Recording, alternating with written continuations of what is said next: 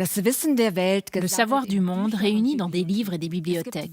On y trouve des œuvres qui ont révolutionné l'esprit et la vie de sociétés entières. Le siècle des Lumières a débuté il y a 300 ans et restera parmi les grandes réussites de l'humanité.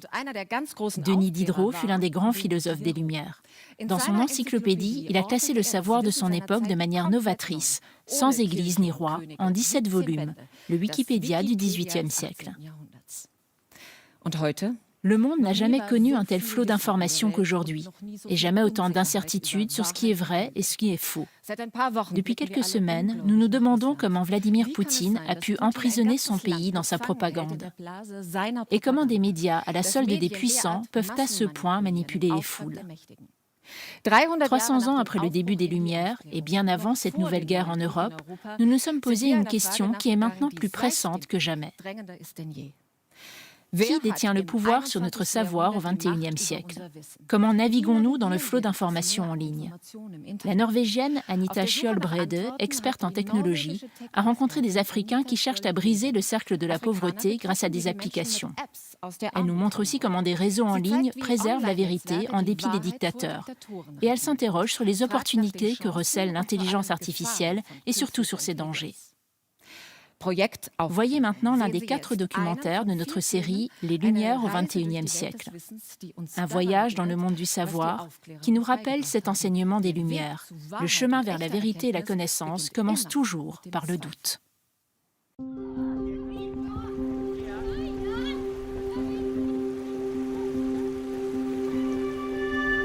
Depuis des siècles, les êtres humains s'efforcent de mesurer la Terre, d'apporter de l'ordre au chaos, d'expliquer leur existence. Chaque jour, des flots d'informations déferlent sur tous les domaines de notre vie. Cela nous rend-il plus intelligents pour autant? Comment trouver nos repères dans ce monde numérique qui nous dépasse? Comment différencier les vraies informations des fausses? Comment accéder à la vraie connaissance? I'm really passionate, though, about building technology that make people's lives better. You see, the future is absolutely crazy. We're already living in a science fiction novel. Je m'appelle Anita Skjold-Brede et mon chapitre dans ce roman de science-fiction traite du savoir. Et plus précisément, du pouvoir sur le savoir.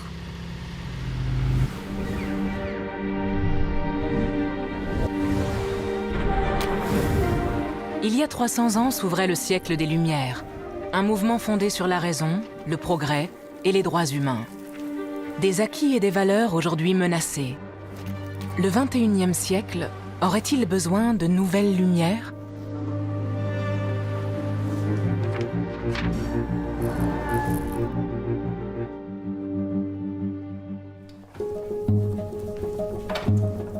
À première vue, mon parcours n'a rien de conventionnel. Je n'ai jamais eu un emploi à horaire fixe. J'ai entamé 6 cursus différents, construit une voiture de course, créé des entreprises et travaillé dans la Silicon Valley. Avec ma start-up Iris AI, je viens d'inventer une intelligence artificielle, une sorte de super cerveau dont le but est de regrouper toutes les publications scientifiques du monde, de les classer de manière logique et de les rendre accessibles. Nous sommes 21 geeks de 11 pays différents à plancher sur ce projet. Cette machine permettra de relier entre elles toutes ces connaissances et même en créer de nouvelles, comme l'être humain n'en sera jamais capable. Si je veux savoir quelque chose sur le siècle des Lumières et que je tape philosophie ou Diderot, d'un seul clic, Iris me propose des centaines d'articles scientifiques. Il y a 300 ans, un homme a tenté de synthétiser tout le savoir de son époque. Cet esprit éclairé s'appelait Denis Diderot. Ses recherches, il les a effectuées dans des livres. En parallèle, il s'est entretenu avec des chirurgiens, des mécaniciens ou encore des horlogers. Né en 1713, il est le fils aîné d'un maître coutelier qui le destine à la prêtrise. Mais Denis n'a rien d'un religieux, bien au contraire. Il est athée et exclut Dieu de sa vision du monde. Il veut compiler tout le savoir du monde dans l'œuvre de sa vie, l'encyclopédie. 17 volumes regroupant 71 000 articles. Au total, 20 millions de mots. C'est le plus gros projet rédactionnel et éditorial du XVIIIe siècle. Au lieu de mettre à l'honneur l'histoire du christianisme ou celle des familles nobles, Diderot veut tout répertorier par ordre alphabétique. Les saints côtoieront les artisans, les rois seront placés au même niveau que les volatiles, les ouvriers au même plan que les aristocrates. l'encyclopédie va ainsi renverser les rapports de pouvoir. Toutes les avancées de ces 250 dernières années, c'est aux Lumières que nous les devons. L'idée qu'on puisse utiliser la science et la raison pour améliorer le bien-être de l'humanité a porté ses fruits. C'est un fait. La science en tant que quête de savoir me semble une chose admirable. C'est l'une des entreprises les plus nobles de l'humanité. Qui détient le pouvoir sur le savoir? Qui décide de ce qui est vrai ou faux? De ce qui sera enseigné ou rejeté? Avec son encyclopédie, Diderot défie les structures du pouvoir au XVIIIe siècle. Mais il y a des limites à son entreprise. Par exemple, en tant que femme, je n'aurais pas pu participer à son élaboration. Les rédacteurs sont tous des hommes, français. Ils décrivent le monde selon leur perspective. Qu'ont-ils occulté? Où sont les angles morts? La science en elle-même n'est pas innocente. Même si Diderot a eu une idée brillante avec son encyclopédie. Mais si on lui donne un caractère universel, qu'on proclame qu'elle contient la totalité du savoir et qu'il faut le répandre dans le monde entier, là, on a un problème.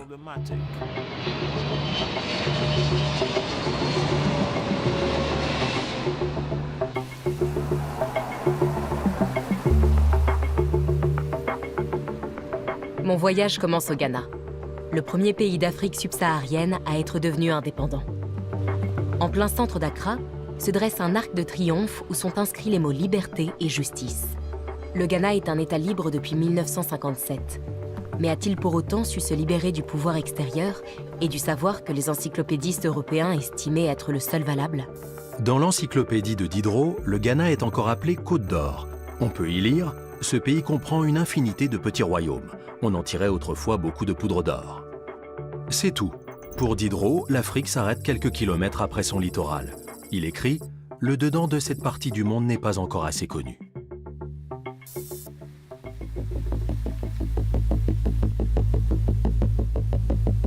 « 300 ans plus tard, on a exploré jusqu'au dernier recoin du continent, nommé peuplades, montagnes et cours d'eau.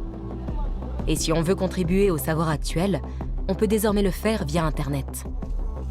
Seulement en Afrique, des centaines de millions de personnes n'y ont pas accès. Les géants du web veulent leur fournir les infrastructures et dans le même temps, importer leur regard sur le monde. La Chine et l'Occident se sont donc lancés dans une course effrénée à la suprématie numérique sur le continent africain.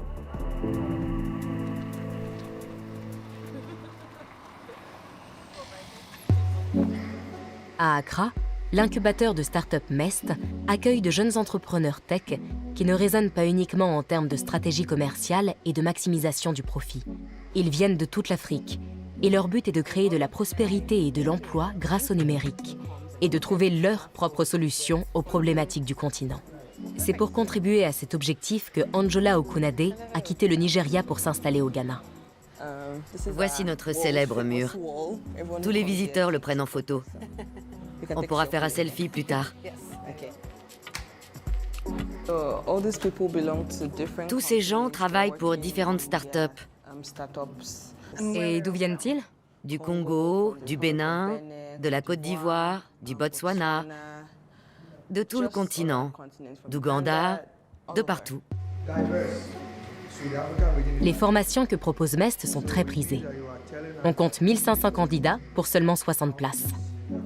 Chacun vient avec son idée de start-up tech. Au programme aujourd'hui, la vision du créateur d'entreprise. Votre perception des choses. Le leadership. L'Afrique est faite de diversité. Le chef d'entreprise doit amener son équipe à croire en sa vision. Voici l'entreprise que j'ai fondée ou que je dirige, et voici mon plan. La vision des entrepreneurs tech estampillés Mest consiste à trouver des solutions pour améliorer le quotidien des gens. Une appli météo pour permettre aux petits exploitants de mieux planifier leur récolte, par exemple. Ou un système de microcrédit qui fonctionne sans smartphone hors de prix. Comme chez Iris, il s'agit aussi d'ouvrir l'accès au savoir. L'objectif de la start-up de Favor et Ada est d'améliorer l'éducation sexuelle des femmes. Vous vous êtes installé à Accra pour lancer cette start-up? Oui. Nous sommes une équipe panafricaine, composée de 4 personnes. Nous venons du Ghana, de Côte d'Ivoire, du Nigeria et du Mali. Et ça marche? Les membres de ma start-up viennent aussi de 4 pays européens différents. C'est un vrai challenge culturel. Vous connaissez, j'imagine. Il y a la barrière de la langue. Vous avez une démo à nous montrer, non? Oui. Masira est un forum où les femmes peuvent discuter de différents sujets. On peut aborder des problèmes de santé ou parler de maternité. Elles peuvent s'exprimer et poser des questions en restant anonymes. Des professionnels, des gynécologues par exemple, leur répondent et des personnes concernées par le même problème peuvent donner des conseils. On veut aider les femmes à comprendre leur corps et lever les tabous sur certains sujets qui ont été stigmatisés par la société.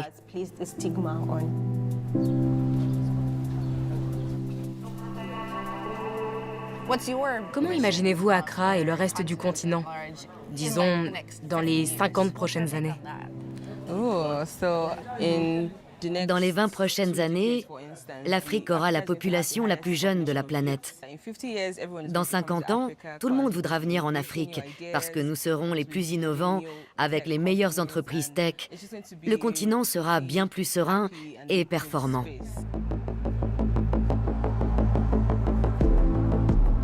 L'idée du panafricanisme tel que le conçoit Mest ne cesse de s'étendre.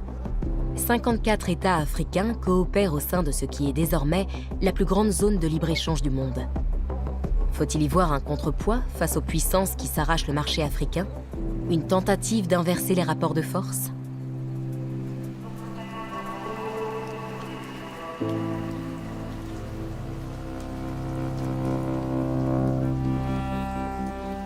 Paris, un demi-siècle avant la Révolution française. Diderot est encore étudiant à la Sorbonne. Lorsque son père lui coupe les vivres, il doit se résoudre à donner des cours particuliers et à gagner de l'argent en écrivant des sermons, des pamphlets et même de la pornographie, avant de s'élever dans les cercles littéraires. Les grands esprits des Lumières ont coutume de se réunir dans les salons, ou encore ici au Café Procope. Voltaire, d'Alembert, Rousseau y partagent leurs théories et les dernières nouvelles de l'étranger. Parmi eux, un Diderot qui se distingue par sa rhétorique.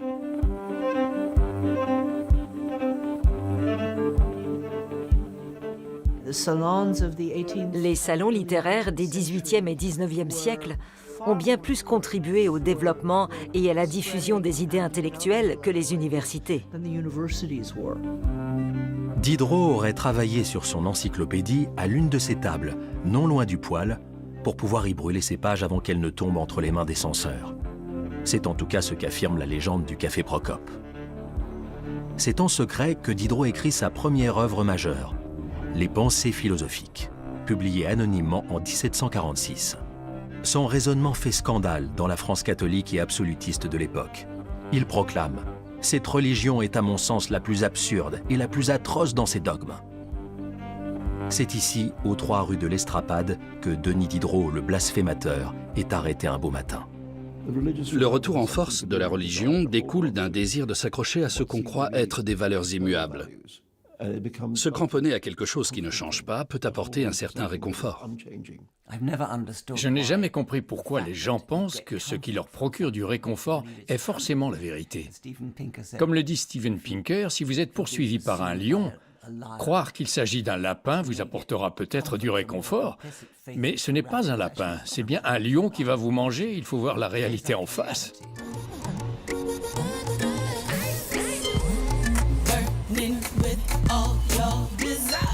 En Afrique de l'Ouest, le christianisme s'est propagé sous sa variante la plus conservatrice au cours des dernières décennies.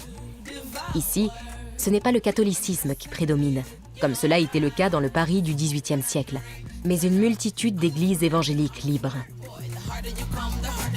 Pour les prédicateurs, la chanteuse Aziza représente le diable incarné.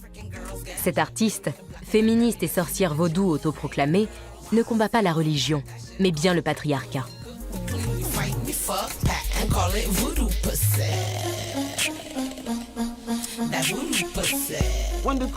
Quand les colonisateurs sont arrivés en Afrique, ils ont dit en substance « Vos dieux sont de faux dieux. Il n'y a qu'un Dieu, et c'est le Dieu chrétien. » Cela vaut également pour l'islam et pour toutes les autres religions qui s'arrogent le droit d'imposer leur Dieu aux autres. Bon sang, mais pourquoi ?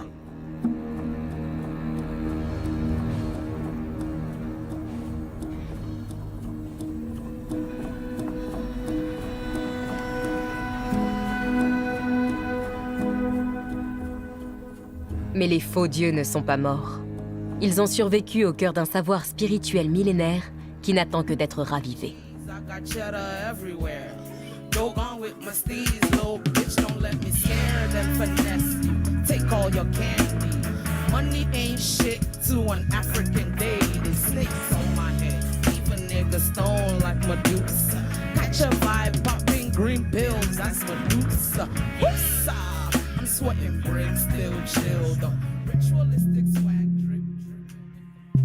Qu'aurait pensé Diderot d'Aziza? Il croyait en la force révolutionnaire de la science. Pour Aziza, l'émancipation passe par la tradition vaudou, la foi en des forces invisibles et par un soi supérieur.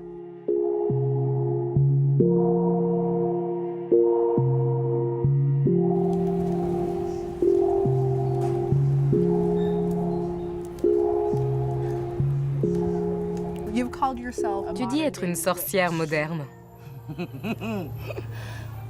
Oui, plutôt une prêtresse moderne, c'est plus gentil. Comment ça? Au Ghana, le mot sorcière est mal compris. Ici, on pense que c'est quelqu'un qui va vous dévorer, qui vole dans la nuit, qui va vous tuer. Ce genre de truc flippant. De l'autre côté de la planète, les sorcières sont des guérisseuses, des prêtresses, des femmes qui ont appris à entrer en contact avec les esprits, ce qui leur permet de prédire ce qui va arriver dans le futur. Est-ce que les gens réagissent différemment à ta musique au Ghana ou aux États-Unis? Carrément. Dans quelle mesure? Je suis le mouton noir de l'industrie musicale ghanéenne. Le Ghana est une nation chrétienne. Imagine un peu une fille qui arrive et qui s'autoproclame reine de la musique vaudou. Les gens sont là à dire « Faites pas venir cette fille vaudou ici, on ne veut pas de trucs vaudou ». Ça me fait rire. C'est vraiment ridicule. C'est notre tradition. Ce qu'on a ici est tellement puissant. S'ils le savaient, ils se frapperaient la poitrine comme des gorilles. Le vaudou est solidement ancré dans notre culture. On ne peut pas y échapper. Il est vrai que les Lumières s'en sont souvent prises à l'Église, à ses hiérarchies et à ses doctrines, mais sans se départir d'un profond respect. Peu importe qui a créé le monde, en tout cas, ce n'était pas vous.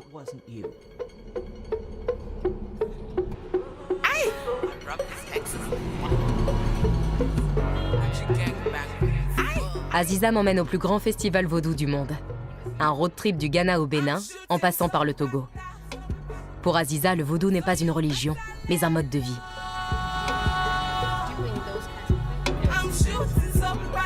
Le savoir sur lequel elle s'appuie s'est transmis de génération en génération. Il n'a été consigné dans aucune encyclopédie et risque même de tomber dans l'oubli.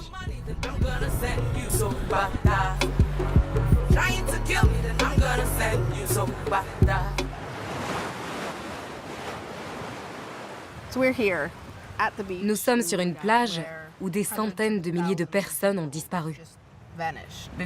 Ces gens n'ont pas disparu, ils ont été achetés et vendus. Ils ont été volés. Quelles expériences et connaissances ont été perdues à cause de la colonisation? Énormément. À commencer par la morale. La morale est très importante. Elle fait partie de la culture. Elle est profondément ancrée en nous. La morale et la tradition, donc. Mais le savoir que détenaient les personnes qui ont été emmenées de force a également été perdu. Quand on enlève aux gens leurs pratiques quotidiennes, c'est comme si on les tuait. Je pense que notre avenir réside dans notre passé. Pour évoluer et voir l'avenir, il faut savoir ce qui s'est passé auparavant. Les membres de la diaspora qui ont été arrachés à leur terre partagent un pays spirituel, qu'ils le veuillent ou non. Ça peut remonter à 50 000 ans. La lignée reste inchangée. Et si on est destiné à devenir prêtresse, quand on a la vocation, on ne peut pas prendre la fuite. Dans notre culture, la honte n'existe pas. La colonisation a apporté beaucoup de haine de soi, énormément même. C'était quelque chose de nouveau, et ça s'est propagé comme un virus. Et c'est toujours de là que part le problème.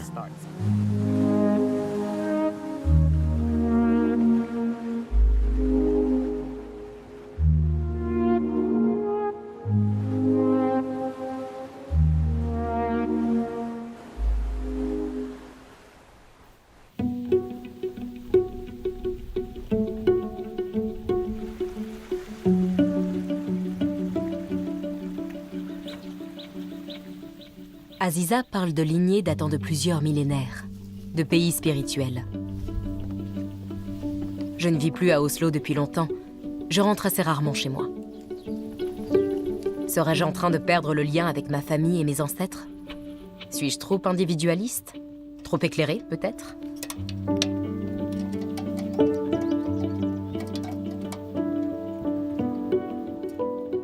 Un rituel me lie à ma grand-mère.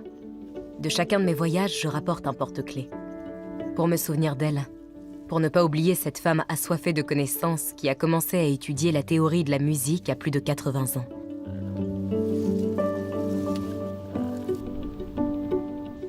Dans ma famille, la question de la transmission du savoir à la génération suivante a toujours été centrale. Ma sœur Trine est presque aveugle et elle est née sourde. Cela nous a tous changés, en particulier ma mère.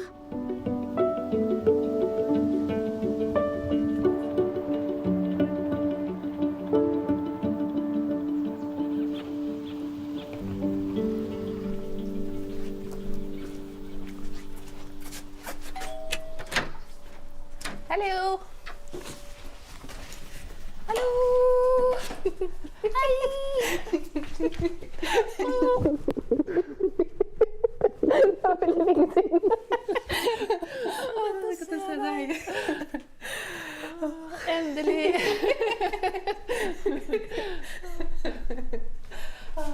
Kaffe? Ja. Jeg har reist langt. Som alltid.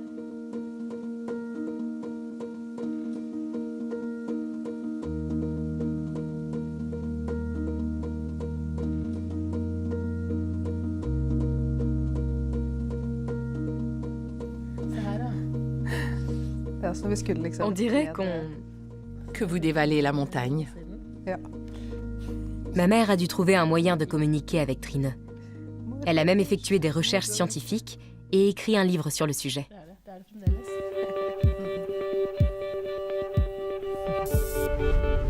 En 1749, Diderot écrit un texte intitulé « Lettres sur les aveugles à l'usage de ceux qui voient ». Il y démontre à quel point nous sommes influencés par nos sens, jusque dans nos représentations morales. Pour l'aveugle, le vol est le pire des crimes. En revanche, peu lui importe que l'on respecte le code vestimentaire ou que l'on se promène nu en public. La morale n'est pas universelle, en conclut Diderot. Elle dépend de nos perceptions sensorielles.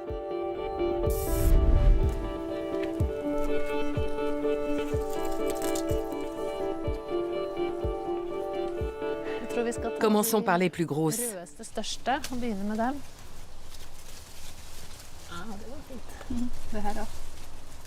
À propos de ces vieilles photos,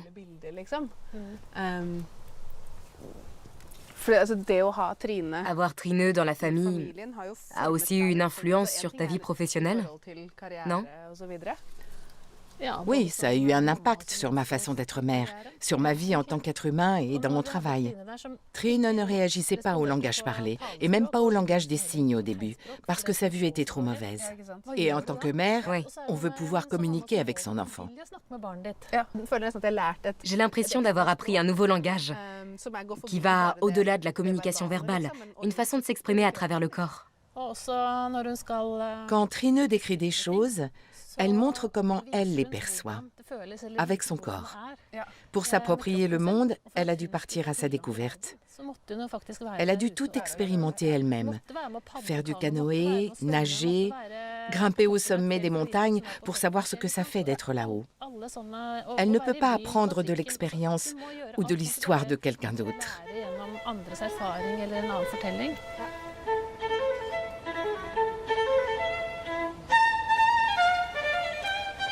Pour Diderot, la connaissance découle de l'expérience physique. Elle ne tire pas ses origines de la raison, mais de la sensualité, du fait de sentir et de toucher les choses. Plus encore, Diderot voit dans le plaisir le premier principe de la vie qu'il met en pratique dans ses romans érotiques, dans ses aventures amoureuses et dans les salons. Au Café Procope, chaque théorie s'accompagne d'un menu gastronomique. « J'ai dévoré comme un jeune loup », écrit Diderot. « Je vais devenir rond comme une balle. »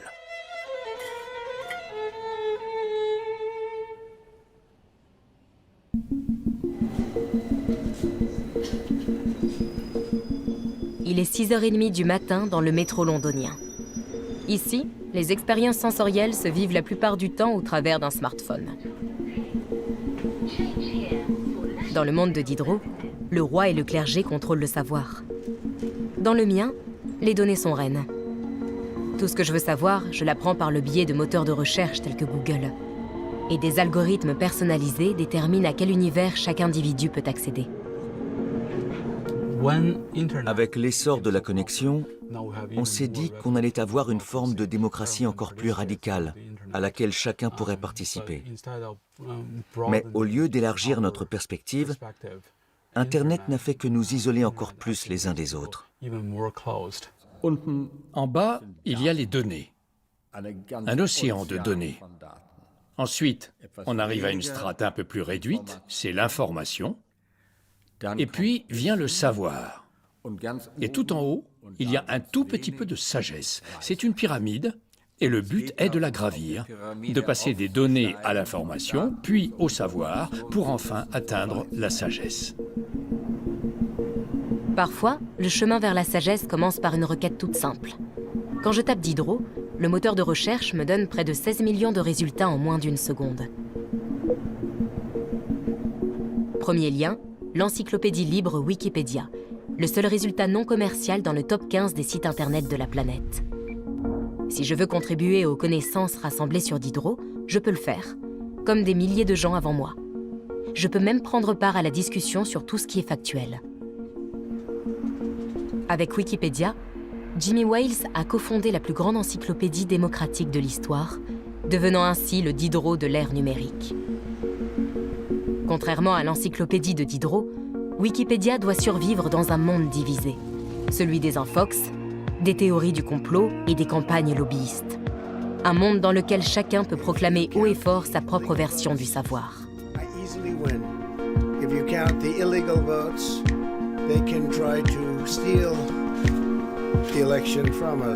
Wikipédia peut-il résister face à la polarisation et l'influence de la scène politique? Peut-il rester un refuge public de la vérité objective? Diderot dit que le scepticisme doit être le premier pas pour trouver la vérité. C'est selon lui à la base de tout. Vous êtes d'accord avec ça? Oui, c'est quelque chose qu'il faudrait enseigner dès le plus jeune âge. À l'école, les élèves devraient apprendre à identifier les fausses informations et être capables de faire le tri entre les vrais et les faux sites d'information. Si vous n'êtes pas en mesure de faire la différence, vous êtes très vulnérable. C'est le cas de beaucoup de gens, et pas seulement des jeunes. Notre société actuelle est tellement polarisée. On dirait qu'il n'y a plus de juste milieu, plus de remise en question de ce qu'on lit, Tout est pris au premier degré. Oui, mais en réalité, c'était déjà le cas il y a 500 ou 1000 ans. Les êtres humains sont vulnérables à la désinformation, influençables. Mais ils sont également animés de ce désir de vérité qui les pousse à réfléchir.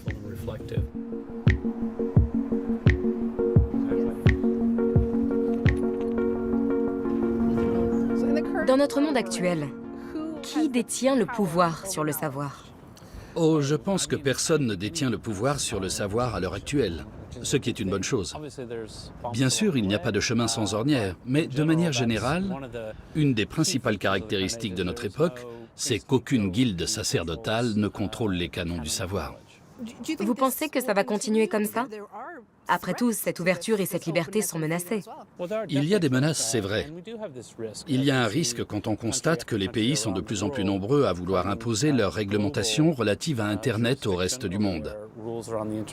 Ça multiplie les blocages et Internet est de plus en plus morcelé. Ça va aussi à l'encontre de l'idéal des Lumières, selon lequel tous les êtres humains tentent d'apprendre et de comprendre le monde. On a souvent été bloqués en Chine, parfois dans d'autres pays. Et généralement, c'est à cause de certaines informations qui ne plaisent pas aux dirigeants. Je me souviens que mes professeurs répétaient de ne pas utiliser Wikipédia. Ça a bien changé depuis. Un peu, en effet. Je pense qu'il faut en finir avec ce préjugé selon lequel seuls quelques-uns sont aptes à contribuer à l'amélioration du savoir. Sur Wikipédia, n'importe qui a le droit, aujourd'hui et maintenant, de participer aux discussions et de s'exprimer sur la véracité ou non d'une information. C'est une idée assez radicale, même pour notre époque. Le savoir est libre, chacun peut se joindre au débat, au dialogue, à cette réflexion commune, à cette quête de vérité. Ce n'est pas le privilège d'une élite triée sur le volet. C'est une idée profondément ancrée dans le courant des Lumières. Ça demande des efforts, de la réflexion. Et c'est marrant. C'est humain. Jimmy Wales est un optimiste. Il croit au pouvoir de la communauté, au concept des Lumières participatives. Et pourtant, comme pour l'encyclopédie de Diderot, les membres actifs de Wikipédia sont principalement blancs et de sexe masculin. Une discussion peut s'y transformer en une véritable guerre, avec des blocages mutuels. Que faire lorsque l'idéal de la communauté démocratique du savoir échoue devant l'irrationalité humaine? La vérité, le savoir et la loi du plus grand nombre ne coïncident pas toujours. Souvent, la majorité a tort. Il faut trouver le moyen de baisser le son du public non informé. Voilà, c'était ma critique élitiste de l'égalité et de la démocratie. Jusqu'à quel point peut-on laisser s'exprimer la majorité? Répondre à cette question philosophique fondamentale, c'est choisir vers quel système politique s'orienter. D'un côté, on laisse les individus participer en masse. De l'autre, un parti ou une élite moralement et intellectuellement supérieure tient les rênes. Dans la France pré-révolutionnaire, Diderot œuvre au renversement des élites au pouvoir. Pendant 3 mois, il est incarcéré à la prison de Vincennes. À sa libération, il doit s'engager à ne plus jamais rédiger d'écrits blasphématoires, faute de quoi il risquera la prison à vie. En 1751, il peut ainsi publier la première partie de son encyclopédie. Diderot adresse aux puissants une satire cinglante. Dans l'article sur l'anthropophagie, il renvoie à l'Eucharistie. Si les catholiques absorbent le corps et le sang du Christ, cela ne fait-il pas d'eux des anthropophages?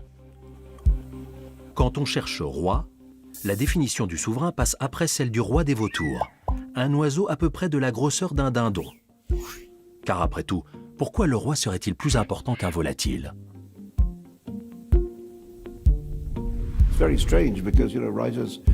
Les écrivains n'ont pas d'armée. Nous n'avons pas d'armes. Nous n'avons aucun moyen de nous en prendre au pouvoir, sauf par les mots. Ce qui effraie le plus les dictatures, c'est la liberté. Si une société est peuplée de personnes libres qui pensent par elles-mêmes, elle ne se laissera pas manipuler. Les puissants n'aiment pas que le peuple refuse les discours qu'ils s'efforcent d'imposer.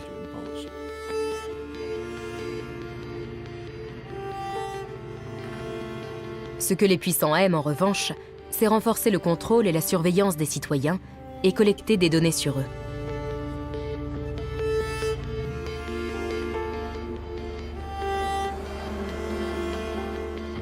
À Londres, un réseau d'architectes et de journalistes enquête sur les gouvernements, les dictateurs et les services secrets qui camouflent les atteintes aux droits humains et trafiquent les preuves.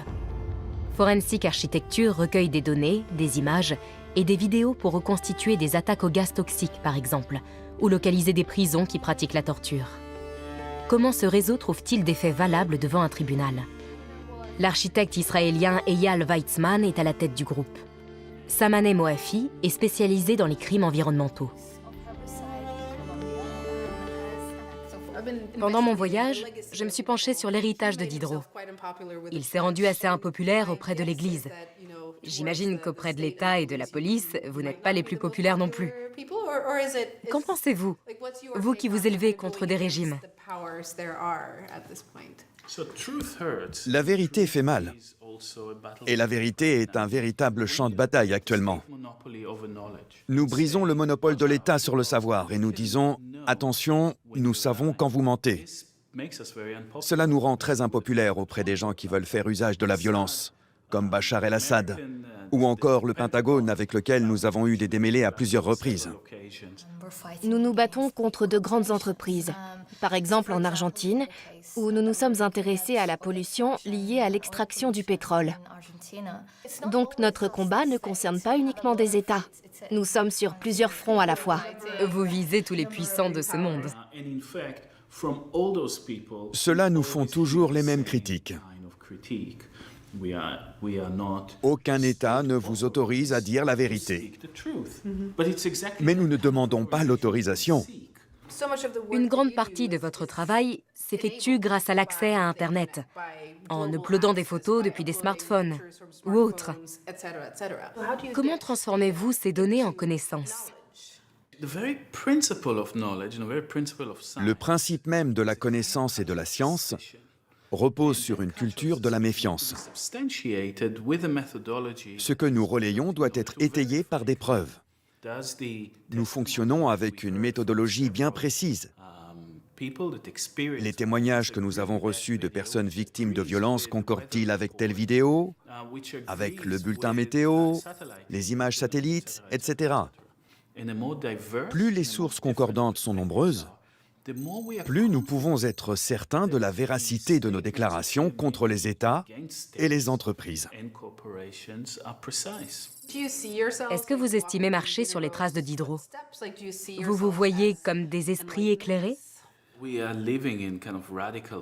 Nous vivons dans une réalité radicale post-lumière. L'objectif concret de nos investigations se base sur une des promesses des Lumières, celle qui dit que les gouvernements doivent agir de manière juste et transparente. Les États veulent conserver le monopole de la violence et de la vérité. Quand ces deux monopoles se rencontrent, ça donne un déséquilibre politique dangereux.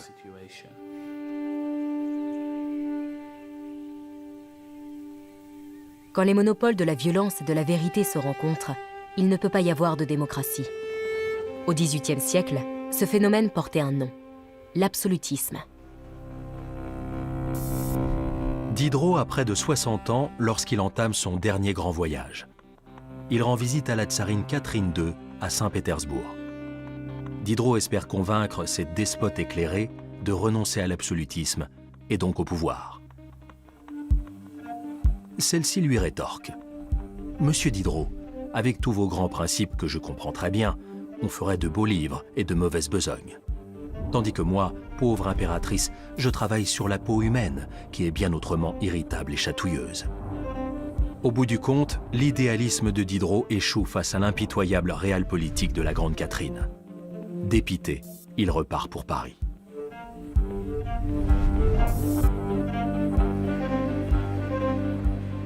250 ans après le voyage de Diderot en Russie, le projet des Lumières semble toujours chancelant. Nous vivons dans un monde où cohabitent rationalité et irrationalité, clarté et obscurité, lumière et anti-lumière. Quelles connaissances faudrait-il transmettre à nos enfants pour que la rationalité, la clarté et les lumières puissent s'imposer. The thing is that we are teaching our kids the wrong things. Because the school system that we are in today is from an Industrial Revolution era.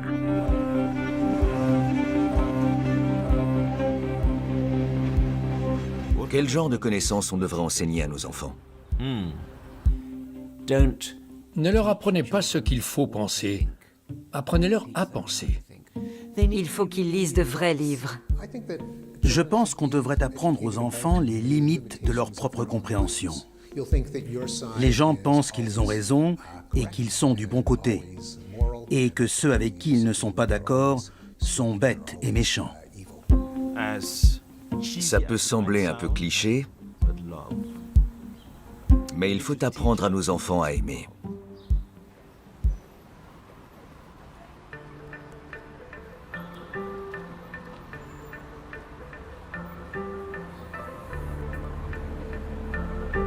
À Accra, Jonathan Dotse réfléchit à l'éducation de demain. Il est artiste et auteur de science-fiction, afrofuturiste et cyberpunk. Il croit dur comme fer aux promesses de la réalité virtuelle et au fait qu'elle peut aider à concrétiser un des idéaux des Lumières. Une instruction gratuite pour tous qui ne dépend pas des privilèges et des origines sociales. Ce que tu vois a été filmé de l'autre côté de la rue. Tu utilises la réalité virtuelle pas seulement pour tes œuvres, mais aussi comme outil éducatif. Oui, je m'intéresse beaucoup aux médias interactifs et à la réalité virtuelle. Je pense que très bientôt, grâce au potentiel de ces outils, les élèves bénéficieront d'un enseignement beaucoup plus captivant et bien plus performant qu'aujourd'hui. L'ironie veut que ce soit nous, les Africains, qui sommes les mieux placés pour introduire ces technologies futuristes dans nos pays. Elles sont beaucoup plus difficiles à mettre en place dans les pays plus développés. Nous avons observé l'évolution des autres continents. Ça nous a permis d'apprendre des erreurs de tous ceux qui sont passés avant nous et de créer de nouvelles solutions sans être ralentis par les paradigmes des vieilles technologies.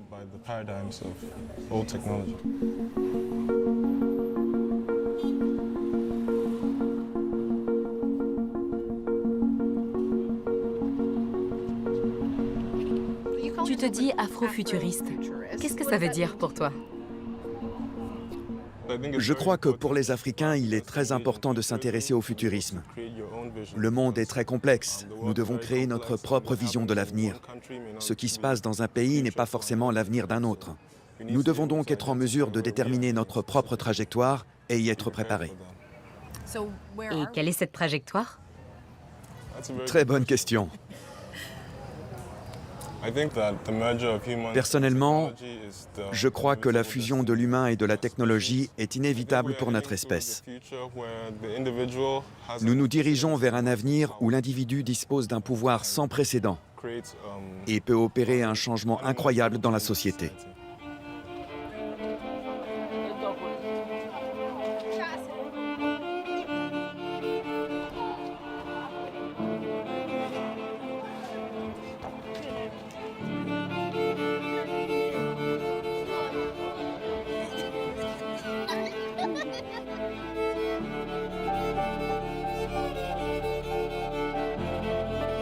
Dans quel monde vivront ces enfants quand ils seront adultes? Pour Jonathan, ce sera un monde de cyborgs, dans lequel humains et machines fusionneront de plus en plus étroitement.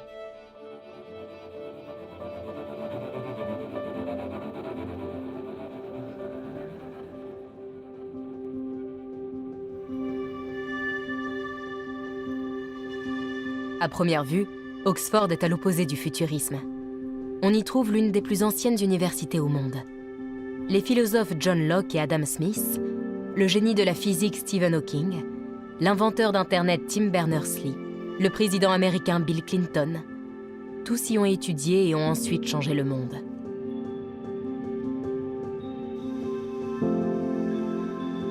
J'ai rendez-vous avec le philosophe suédois Nick Bostrom, qui dirige l'Institut pour l'avenir de l'humanité. Selon lui, nous sommes peut-être à l'aube du plus grand changement de paradigme de l'histoire de l'humanité. Nous pourrions tout d'abord être évincés par une espèce encore plus intelligente que nous, une super-intelligence artificielle. Avec Stephen Hawking, Elon Musk et bien d'autres, Nick Bostrom a rédigé une mise en garde adressée à l'humanité. 23 principes pour une recherche sur une IA qui serait utile aux humains sans leur nuire. So, do you want any coffee or tea? I'm good, thank you. Thank you. All right.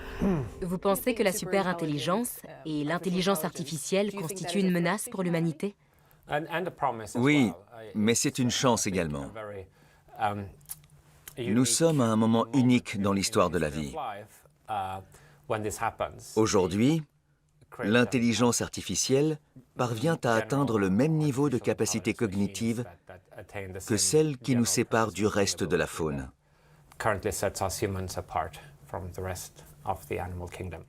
Réussir cette transition sera sans doute la mission la plus importante de notre siècle. Vous dites que si une super-intelligence décidait qu'il vaut mieux anéantir l'espèce humaine sur la Terre, pour une raison ou une autre, elle en serait capable. Certains voient ça comme un alarmisme exagéré. Réfléchissons à ce qui nous donne cette position unique sur la planète. Nous n'avons pas de muscles plus puissants que ceux des autres animaux, ni des dents plus pointues. Ce sont nos cerveaux qui sont câblés un tout petit peu différemment. Si on introduit dans le monde une entité radicalement supérieure à l'être humain en termes de cognition, il y a fort à parier que l'avenir sera modelé selon les valeurs et les préférences de cette super-intelligence. Il faut donc nous assurer qu'elle soit alignée aux nôtres, afin qu'elle soit une sorte d'extension des valeurs et des intentions humaines, plutôt qu'une force antagoniste. La raison humaine est au centre du courant des Lumières. À une époque où l'intelligence artificielle se montre plus raisonnable que l'humanité, est-ce que vous pensez qu'il faudrait redéfinir ce que signifie le fait d'être humain? Aujourd'hui, beaucoup de gens se définissent par rapport à leur utilité envers quelque chose ou quelqu'un. Vous êtes le soutien de famille, vous êtes la mère qui élève ses enfants, mais dans un monde où les robots font tout mieux que nous ne serons peut-être plus d'aucune utilité. Nous ne pourrons plus nous définir par rapport à cette notion d'utilité qui domine le monde actuel. Il va falloir trouver autre chose.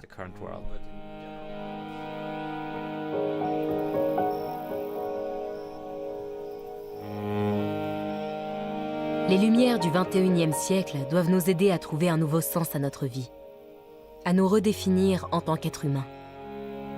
C'est le 4e grand affront de l'histoire de l'humanité. D'abord, Copernic nous a expulsés du centre de l'espace. Ensuite, Darwin nous a renvoyés dans le royaume animal et nous a relégués, nous, le fleuron de la création, au rang de primates. Et puis Freud nous a appris que nous sommes manipulés par nos pulsions. Bientôt, nous ne serons plus les seuls êtres intelligents de cette planète. Que deviendrons-nous? Comment donner du sens à notre vie dans un monde où nous sommes superflus?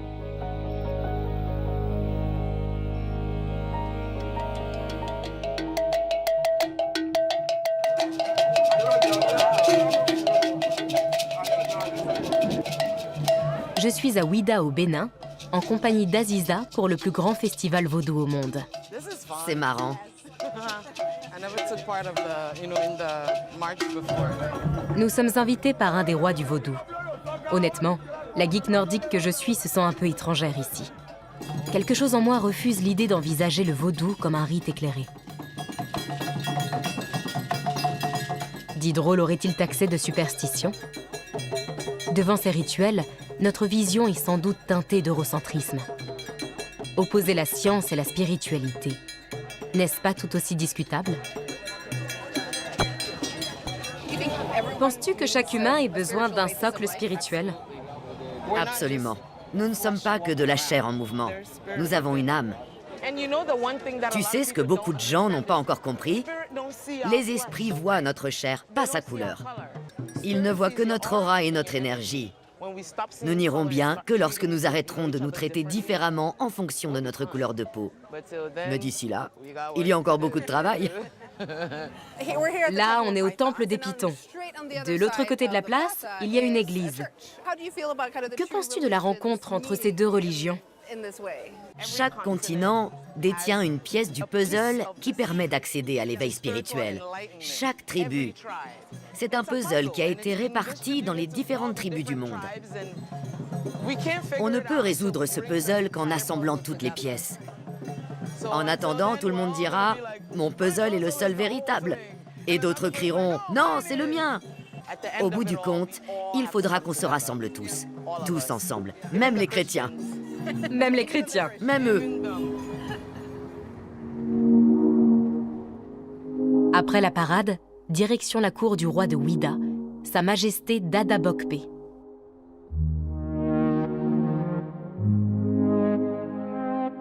Étudiant, il a autrefois quitté le Bénin socialiste pour rejoindre l'ex-Allemagne de l'Est. Aujourd'hui, il vit le plus souvent à Berlin et gouverne son royaume à distance. Pour lui, pas de doute, un humain ne peut se contenter de mener sa vie sans un but supérieur.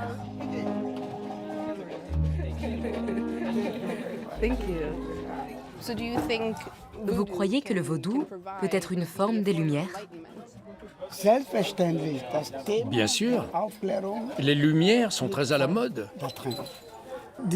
Le monde a besoin de chaque respiration que nous avons, des Lumières. Le cœur seul ne suffit pas, et la raison seule est encore pire. Nous avons besoin des deux. Quand on ne sait pas d'où on vient, comment peut-on savoir où l'on va ? Denis Diderot meurt en juillet 1784, sans Dieu et sans grande pompe. Quand on s'en va, il importe si peu d'avoir été quelqu'un ou personne. Il ne faut à la fin qu'un mauvais morceau de toile et 4 planches de sapin. Mais Diderot ne meurt pas sans espoir. Tous les écrits qu'il n'a pas pu publier de son vivant dorment dans un tiroir. Il sait qu'un jour, ils changeront la face du monde. Pour que nos petits-enfants deviennent non seulement plus instruits, mais en même temps plus vertueux et plus heureux, et pour que nous ne mourions pas sans avoir rendu notre service à l'humanité.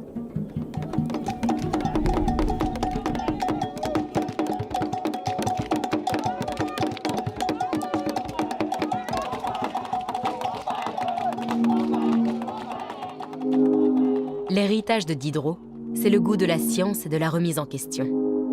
Mettre en doute ceux qui se réfèrent à des dogmes ou à des faits alternatifs et qui revendiquent le monopole de la vérité, qu'il s'agisse de religion, d'entreprise ou de démagogues. Les Lumières disent que le progrès est entre nos mains, ce qui veut dire que la régression l'est aussi. À nous de choisir. Quand on avance dans la vie et que le monde qui vous entoure change, vous essayez d'y trouver un sens. Pour moi, écrire est un acte de compréhension. Personne ne détient la vérité absolue, pas même la science. À la place, revenons à l'acceptation et au respect de ceux qui pensent, qui croient et qui aiment autrement. Il y a encore des choses qu'on n'arrive toujours pas à comprendre.